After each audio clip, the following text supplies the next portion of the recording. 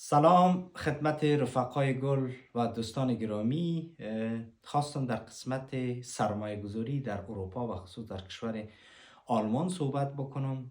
دوستا کسایی هستند که در بخش‌های مختلف سرمایه گذاری کرده، تجارت آنلاین داره یا در جایداد سرمایه گذاری کرده. من شخصا تجربه‌ای که در مدت 6 سال یا کم و بیشی که در آلمان زندگی میکنم، نظرم است کسایی که میخواین در اروپا و خصوص در آلمان سرمایه گذاری بکنن، با وجودی که در اوایل سخت است ولیکن آرام آرام میتونن که به اهدافی که داشته باشن میرسن.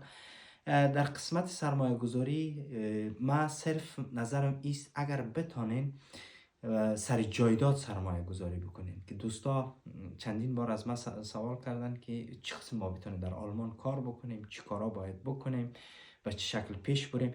من نظرم است کسایی که کار دائمی دارن میتونن که سر جایداد سرمایه گذاری بکنن. جایداد بسیار بنفع است، روز به روز ارزشش بالا میره.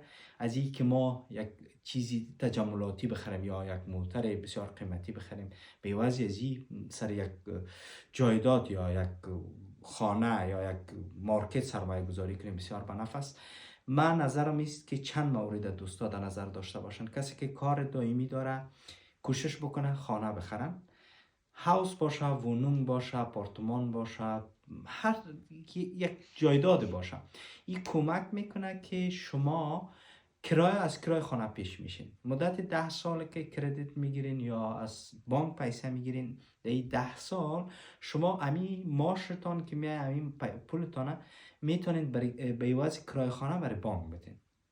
چند مورد است. یک، اولین کاری که میکنی امروی بانک تماس میگیری که چقدر میتونی تو پول دریافت بکنی، چقدر میتونی قرضه بگیری از بانک. این برای شما معلوم باید شود. بعد از او دنبال خانه میگردی. امروی رفقا، دوستا، کسایی که در هر شهر که دوست و رفیق دارن، آشنا دارن، چی آلمانی باشه چی خارجی ها باشه، در مجموع با تماس میشم یک جایداد میخواد. اگر بتانین گزینه دوم مستقیم از خود فروشنده جایداد بخرین، هدف میست یک هاوس، وونونگ، آپارتمان، خانه، یک چیزی باشه. دوم گفتم که مستقیم بخرید. چند مزایا داره مستقیم؟ پول ماکلر را نمیتین، فیصدی که ماکلر میگیره یا راهنمای معاملات میگیره او رو پرداخت نمیکنین، او به نفعتان است. سومش میرین امروی بانک تماس میگیرین. بانک طبیعی قبلا هم تماس داشتین، جایداد پیدا کردین، میگین که من این خانه یا هاوس میخرم به این قیمت. او بر شما کلش میگه که این به کدام قبلا هم معلومات بر شما داده. چهارمش امروی نوتار تماس میگیریم. نوتار کار شما رو طی مراحل میکنه، مدت 5-6 ماه در بر میگیره تا اسنادات مکمل تکمیل شود که نام شما در محکمه یا در گشت ثبت شود. من در مراحل بعدی، در کلیپ‌های بعدی بیشتر در رابطه با خریداری خانه صحبت میکنم که چه رقم سنز ما پرداخت میکنیم، تلگونگا پرداخت میکنیم، چقدر هست. این موارد بیشتر بحث میکنیم. تشکر دوستا، تا برنامه بعدی شما را به خداوند لایزال میسپارم.